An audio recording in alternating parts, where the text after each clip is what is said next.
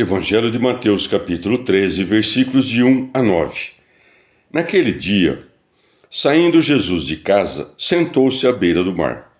E juntou-se em volta dele uma grande multidão de gente, de tal sorte que foi preciso entrar numa barca e sentar-se nela. E toda a multidão estava em pé sobre a praia. E disse-lhe muitas coisas por parábolas. Eis que um semeador saiu a semear.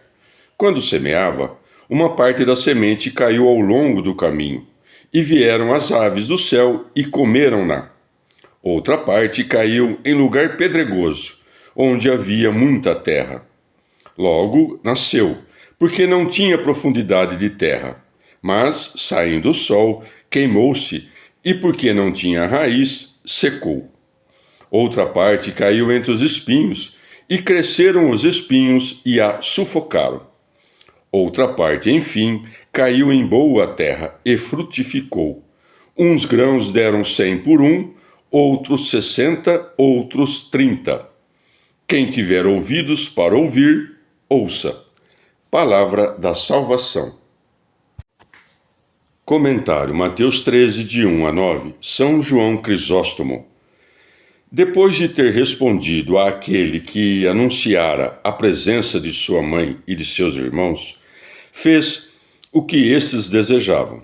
Saiu da casa, primeiro curando seus irmãos da enfermidade da vanglória e em seguida dando a honra que se deve à sua mãe. Por isso disse: naquele dia, saindo Jesus de casa, sentou-se à beira do mar. Não falou assim na montanha, tecendo seu discurso com parábolas, porque ali só havia povo baixo e ignorante, enquanto que aqui estavam também os escribas e os fariseus. Mas não falou em parábolas por esta razão somente, e sim também para que seu discurso ficasse mais claro e para que o gravassem mais profundamente em sua memória, reduzindo-o a imagens visuais. A primeira parábola que narra é a que faz o auditório prestar mais atenção. Como havia de falar por enigmas, excita a atenção dos ouvintes com a primeira parábola nesses termos. Eis que um semeador saiu a semear. De onde saiu ele que estava presente em toda parte e como saiu? Não saiu de lugar algum, mas pela encarnação se aproxima mais de nós, revestindo-se de carne. E veio a nós, porque não podíamos entrar onde ele estava, uma vez que nos impedem os nossos pecados. Quando ouvirdes as palavras, eis que um semeador saiu a semear, não penseis que o discurso seja sempre o mesmo, porque o semeador saiu muitas vezes também para fazer coisas diferentes, como arar a terra, arrancar as ervas daninhas, tirar os espinhos, ou para realizar qualquer outra diligência. Mas este saiu com o objetivo único de semear. E o que resultou da semeadura? Perderam-se 3 partes, e uma só se salvou. E não do mesmo modo, mas de modos diferentes. Por isso segue o evangelista. Quando semeava, uma parte da semente caiu ao longo do caminho.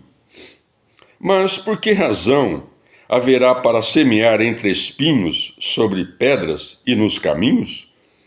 Não há razão nisso se considerarmos as sementes e a terra do ponto de vista material, porque a pedra não tem o poder de mudar em terra, nem o caminho e de não ser caminho, nem o espinho de não ser espinho.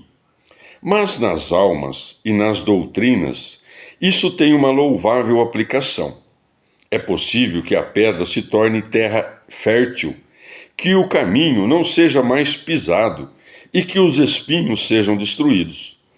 Não é culpa do semeador que a maior parte da semente se perca, mas da terra que a recebe, ou seja, da alma, porque o semeador, ao cumprir sua missão, não distingue o rico do pobre, nem o sábio do ignorante, mas fala indistintamente a todos, prevendo, contudo, o que havia de resultar.